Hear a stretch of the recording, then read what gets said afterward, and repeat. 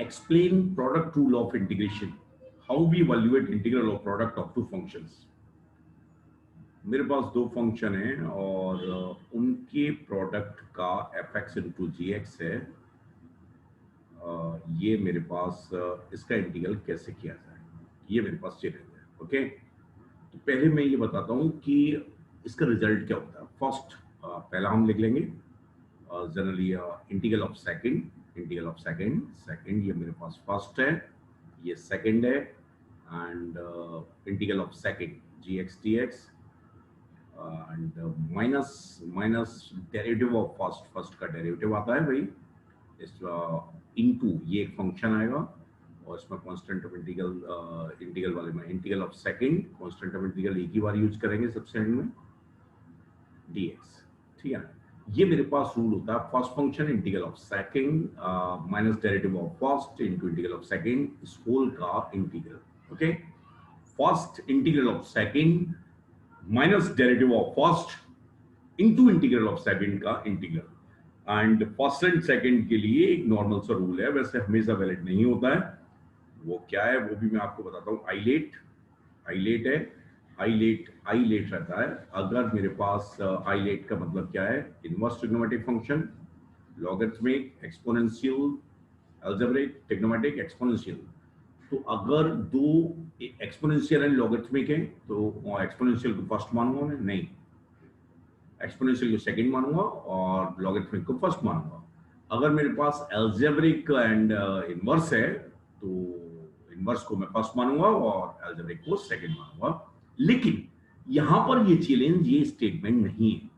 यहां पर चैलेंज क्या है कि how we get this particular result, how we can explain this result with the help of how we can explain this result. Product के लिए ये रिजल्ट रहता है, इसको मैं कैसे एक्सप्लेन करूं.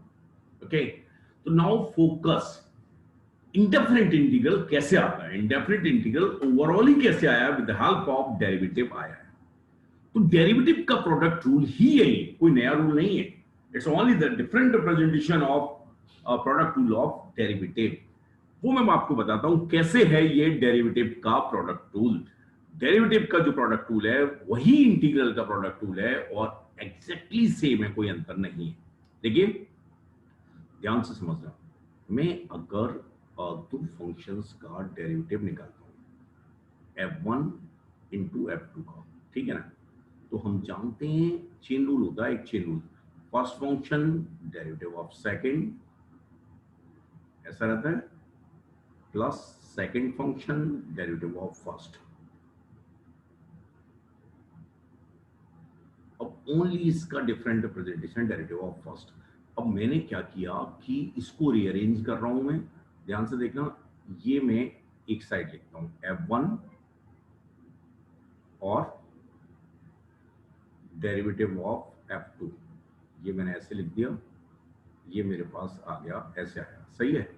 और ये कितना आएगा, derivative of f1 f2 dx ऐसा आएगा minus f2 derivative of f1 dx आएगा. ठीक है. अब दोनों तरफ मैंने इंटीग्रल लगा दिया. Integral, use integral sign both side. अगर मैं दोनों तरफ इंटीग्रल का साइन यूज कर रहा हूं तो ध्यान से देखना, इंटीग्रल का साइन यूज करने से क्या होगा, ये मैंने दोनों तरफ इंटीग्रेट कर दिया है. तो देखिए क्या आएगा, ये इंटीग्रेट कर दिया दोनों तरफ तो क्या आएगा मेरे पास, अच्छे से देखना. ये इसका इंटीग्रल कितना आ जाएगा, first function integral of second. इस फंक्शन को मैंने फर्स्ट फंक्शन माना है, f1 को क्या मान लिया, फर्स्ट फंक्शन मान लिया, fx मान लिया. f1 first function integral of second, ये आ गया, सही है.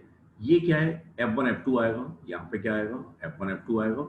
ये क्या आ जाएगा, f1 f2 आएगा, सही है. और ये क्या आएगा, माइनस इंटीग्रल ऑफ कितना आएगा, derivative of first into f2 dx, ये आ जाएगा. अब ध्यान से देखिए, यही ये लिखा है. अगर मैं f1 को fx मानता हूं, तो ये fx आ गया, सही है.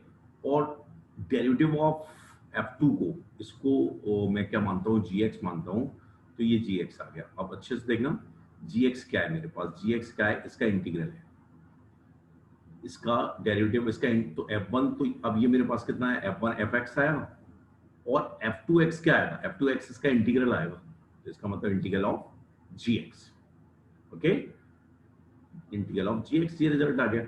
यहाँ पे क्या आया, माइनस f1 क्या है, f1 तो fx ही है, डेरिवेटिव ऑफ fx,